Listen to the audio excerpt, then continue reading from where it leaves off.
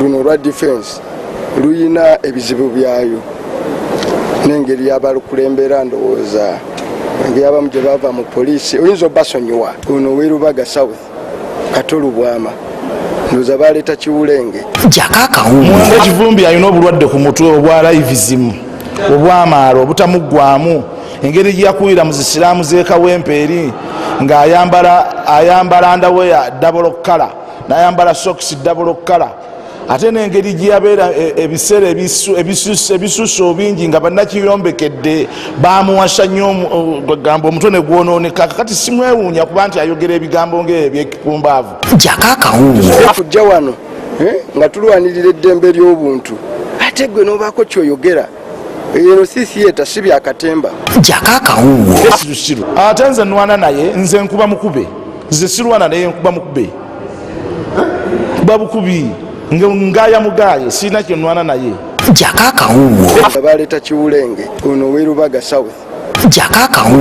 Palamenti yonna yamweta mwadda era nze okubaako ne mubogolerako kyayambye nnyo n'okumuteeka ku levo waaja naye ng'amaalo n'obugwagwa n'obutoletole bumukutte mu bwongo bwe buti kata kyasobola kubaako kintu ky'amagezi kyayogera.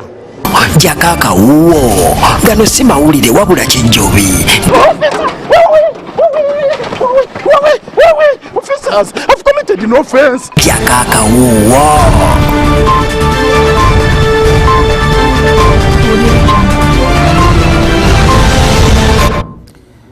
Wow. Edakiika ziri bbiri zaakegana essaawa 3 ez'ekiro nate nkubuuzaako omulungi yekumidde ku lutimbe gagadde olwa ABS TV. Akabakadde kamuli gaffe Jaka Kawo nga tukutembeetera ensonga ng'ate bezitambudde ebitundu by'eggwanga ebyenjawulo ssaako n'ensi yonna okutwaliza wamu Asemagana Francis muzzukulu wa Katongole nate ku ekitongole ky'amawulire anze ndi okuba nga ate nkutwala n'okunyumiza wamu n'okutembeetera ensonga ng'ate bezitambudde mu mawulire.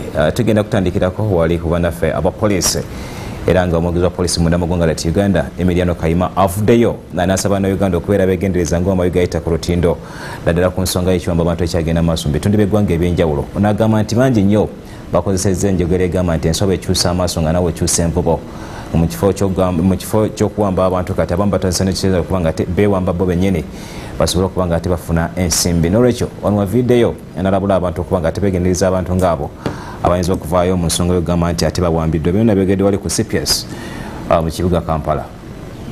Jako akawuwo ng'asinziira ku biyitingana mu mawulire ensangi zino eri abantu abazze bawambibwa era ne battibwa. Omwogezi wa poliisi mu ggwanga Emiliano Kayima agamba nti waliwo abantu abakozesa kino ne balimbalimba nga bawambiddwa okusaba abantu ensimbi. Shenyi omuwala omu wa myaka 19 yaloopebwa nga awambiddwa n'abula essimu n'agiwa omulenzi n'akuba baagala $3.5 million. Awatali ekyo balinde mulambo. Poliisi bw'enoonyereza ne tubasanga ekikoni nga bekkumi mu kazigo nga kitaabwe yabawaako $75,000 ze baakozesaako n'okusasula omuzigo. Kayima asinzidde wano n'ategeeza nga poliisi bwefunye emisango egisoba mu 20 okuva mu Gwokubiri gw'omwaka guno. Tufunye emisango egisukka mu 20 egiroopebwa. Mu egyo mwe muli gino wammanga ogw'omugenzi Susan Meguli, ogw'omukyalo omu gwe bayita Charity Kyoyirwe ow'e Masajja Mweguli, era abantu 2 bali mu kkooti kwerennemba na musango ogwo. Ono agenze mu maaso n'ategeeza ng'abawamba abantu bwe batunuulira ennyo ekyokufuna ensimbi kubanga buli awambibwa asaba kumusaba ssente. Baali baagala $1,000 ogwa Kenya kati awo kubisaamu eza wano wategereze baagala tebasobola kuzibawa nga ne buzuulwa nga wayiseewo ennaku 3 nga bagusudde mu muggo ogumu baguyita Malaba. Tetunaba kuzuula bantu abo. Ono agamba nti waliwo bannayuganda abamu abakwatiddwa mu mbeera eno ey'okufeera okusobola okufunamu ebyabwe era nga bakusimbibwa mu kkooti bawere n'embe n'emisango gyabwe. Bonna betukwata nga bali mu ekirowoozo nti beewambye kkooti batwala mu kkooti n'omuwala wa Kampala mu Majjukiro Maria Muwase ye yali asaba 2 obukadde.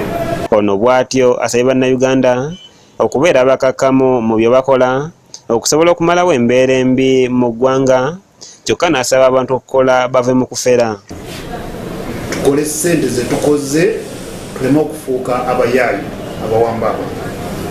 Abanakikola tetuli bulindala okubanoonyerezaako, okubakwata, okubasimba mu mbuga z'amateeka bwe n'emisango. Tusaba tubeere bakkakkamu, ensi enyuma okukakkamu nakukola si bubbi nakwagala ssente zemutakoleredde.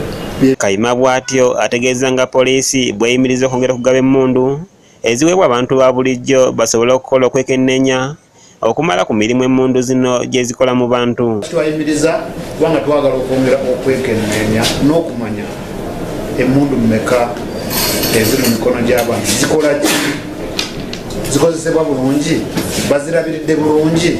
Oyinza okubeera nayo n'oteeka eyo nekukula nga tejja nakuyamba. Ono era bw'atyo ategeeza nga bwe balinawo omu ku basirikale baabwe eyakwatiddwa mu bitundu by'e Kawempe nga naye yeenyigira mu bikolwa eby'okufeera nga bwawambiddwa, n'asaba abantu b'ensimbi. Twamukutte ali mu kaduukulu, tumunoonyereza okuwamba omuntu n'ebigendererwa by'okwagala omubbako ssente, sinakindi n'okumutuzaako obulabe. Ate ono eyakwatibwa ekyewunyisa nti era yali anoonyezebwa ku misango era egiri eyo gyegiri e Kawempe, naye guno ye victim. Ono ategeezezza nga poliisi bwegenda okwongera obukuumi ku bannamawulire okusobola okulaba nga banyweza enkolagana yaabwe wamu ne bannamawulire mu ggwanga. Poliisi ayise ekiwandiiko era n'abaganda agenda kukiisa kigende eri abaduumizi ba poliisi bonna okwongera okukuuma eddembe ly'abannamawulire, kubanga bannamawulire bakola omulimu munene ate ye fourth estate gwe mukono ogwokuna gwa gavumenti mu nsi yonna nga bakola omulimu ogwo, era nabo ne basabibwa bafeeyo nnyo okuwandika ebituufu. Uma Lusekanjako yakusakidde eggulire lino ku lwa ABS Television. Kuleka yate Uma Lusekanjako n'emboozi okuva nate ku CPS mu kibuga Kampala naddala ekya Emiliano Kayima omugizi wa poliisi mu ggwanga lya Uganda ekyokulaba nate nga bakuma bannamawulire ng'era naye bwakitegedde nti tuli ssiga lyakuna mu nsi yonna naddala ku nsonga z'obuweereza. Kale eyo nga tuvuddeyo tugendagendako wali emukono bannaffe ab'obulabirizi bwa St Paul wali emukono abekozeemu omulimu nga twetegekera nate okubanga tugenda mu kubanga tujjukira abajulizi ng'ennaku z'omwezi 3 mwezi ogw'omukaaga basonze ensimbi ez'okukola oluguudo okuddaabirizawo abantu bebagenda okuyita bitundu by'eggwanga ebyenjawulo nga bayita bitundu byayo naddala ku saidi z'emukono mu ngeri yeewo eviviri kutikka enku. Jako akawuwo. Abakristo mu parishi ya St Paul Mukono bakedde ku misinde egy'okusonda ensimbi ezinayambako okulabirira abalamazi abanaba ku luguudo oluva e Kenya.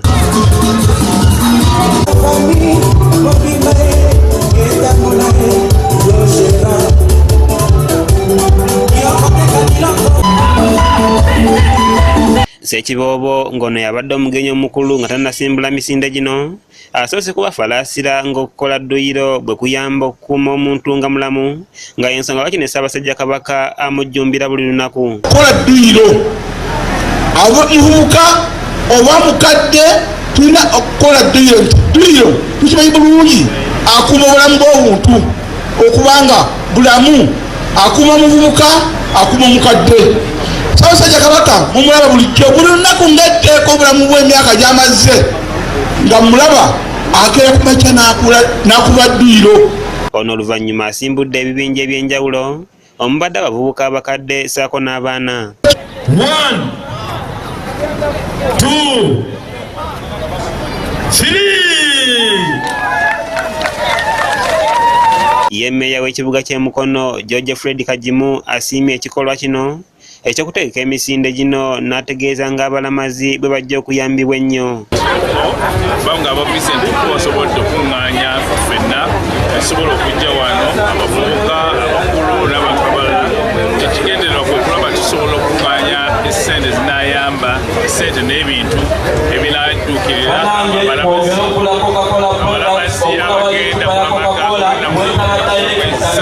wabula ye bwana mukulu w'ekigo kino Faaza Sebitooga alambuludde ku nteekateeka y'emisinde gino nga gyakusonderako ensimbi ezinalabirira abalamazi abagenda e Namugongo kulamaga. Ya Katolika ekiyamba abantu abali mu bwetaavu, abatalina we basula, abatalina kye balya, abalwadde, kwega nga kibanoonyeza obuyambi.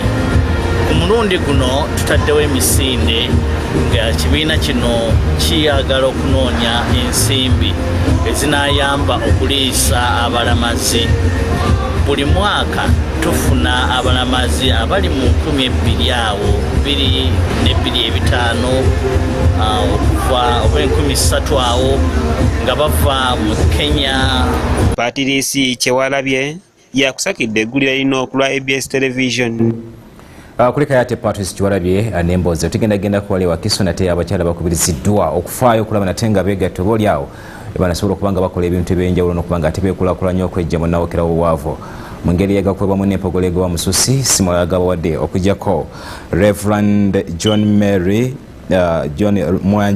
Mary wali ewakiso era takomyawo abasabye okufaayo okulaba nate nga basomesa abaana baabwe mu mbeera emu oba endala okulaba nate nga bakula nga balina empisa sakuno okuba nga ate batya Mukama Katonda anti kiwa mutemero akikuwa enkota. Jako akawuwo libadde ssanyu jjerere nga abakyala bakatoliki okuva mu sub parish ya St Jude mu district y'e Wakiso nga bagenda mu maaso n'okujaguza olunaku lwabwe.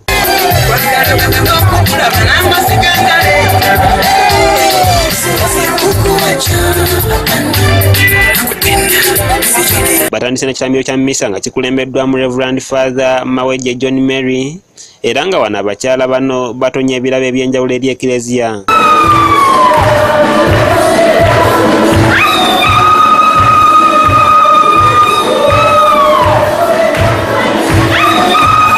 Reverend Father John Mary akuutidde abakristu okutambulira awamu okusobola okulakulanya ebitundu gye bava naddala mu maka gaabwe. Mukolera wamu nga mulina endowooza emu okulakulana nnyo okusinga nga mukoze ekibi. Awo nno bonna abatonda bakati olaba tulikanti tesobola n'okwekolamu gulupusi within nga tatugedde ennyo ng'abanajje. Banajje ebiwera abantu 50 nga babagamba mwesalemu egurupu endala. Ono era ategeezezza abakyala nti Buganda teyinza kudda ku ntikko nga abazadde tebavuddeeyo okukuza baana bwe mu mpisa ku mulembe guno omutebi. Kuzza Buganda ku ntikko wabula ng'abaana be tuzadde bagunjuddwa mu mpisa ennungi ez'omubantu. Awo nno bamaama mwenna abalina abaana tugezeeko nga bwe tusobola. Olunaku nga luno olw'Essande tuvudde mu mmisa, tuvudde mu kwegayirira. Maama kakasa nti otambula n'abaana abawala boli nabo kola nabo emiki. Oweekitiibwa Suzanne Namutebi Musoke akulira abakyala ba St Jude yabazizza obumu n'enkolagana wakati w'abakazi abakristaayo wamu n'abakatuliki. Mateeka nti tulina okukolagana nammwe kubanga tuli mu kintu kyekimu tugoberera Kristo, tubasakireko ebirungi ate nammwe mutuyigireko ebirungi. So olwaleero tutandise enkolagana eyo gye tumanyi tegenda kuddirira okuggyako okweyongera obweyongezi mu maaso. Tweyanza nnyo tweyanzeege. Bakola ebintu biyitirivu ate nga bya ttendo. Oweekitiibwa Namutebi annyonnyodde ebyetaagisa omukyala okwegatta ku kibiina kyabwe kino ekibatwala mu maaso. Kino kyekyabakyala okuva ku myaka 18 ng'oli mu Katuliki nga wabatizibwa tekirina myaka gyekikoma n'ow'ekikumi abasobola okubeeramu. Oba oli mufumbo oba toli mufumbo oba obufumbo bwamala dda wabutukuza oba tonatukuza. Hajati Hamida Namatovu ng'ono yawaddeyo abakyala omusomo ku nkuza ey'abaana abazadde okuvaayo okutula n'abaana baabwe basobole okulaba nga bakuza nga bamugaso mu nsi eno. Enkuza y'abaana embi abazadde embeera etutwala kantindiggwa ne tewaliwo timetable eteekeddwamu abaana. Omuntu atambula n'embeera n'ayiyiza abaana naye nga bayiyiza entegeka yaabwe terabika. Nga bw'olaba nti omukyala asobola okukola osanga tekyandibadde kibi naye akola n'alya n'obufumbo bwe n'atabutegeka n'omwana akwatagana nga akola mu bufumbo wandibaddewo pulogulaamu y'omwana n'omuzadde oyo akola. Ensangi zino teziriwo, abaana beekuza baana bennyini bebeerera bebeebuulirira bebeekuza luza nakyo kivuddemu obuzibu bungi. Olunaku lw'abakyala mu St George Sub-Parish lukuzibwa buli ng'ennaku z'omwezi 20 omwezi ogwokutaano buli mwaka era nga bano nno beegattira wamu okulaba nga bagenda mu maaso. Kanyike Kevin yakusakidde eggulire lino okulwa ABS Television.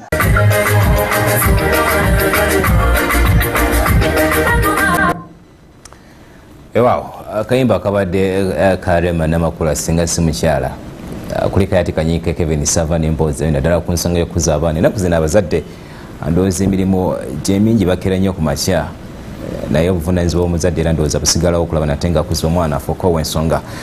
Tugendagendako mu lugero lwaffe olunaku olwaleero nate era mu mbeera yemu tugendako muwona mulegafa agakigudde wani tugendagendako bitundu byeri ekaseesi naddala ku baasi eyagudde ya linki n'olwekyo gamba titovaawo ate tukomawo. Luno lwe lugero lwaffe olwaleero.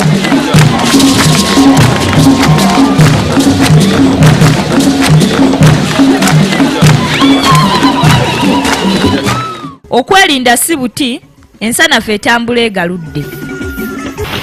Owange gwakunaamiriza kati olowooza tokkirire wamanga wali eri ogenda onogereyo ku butula.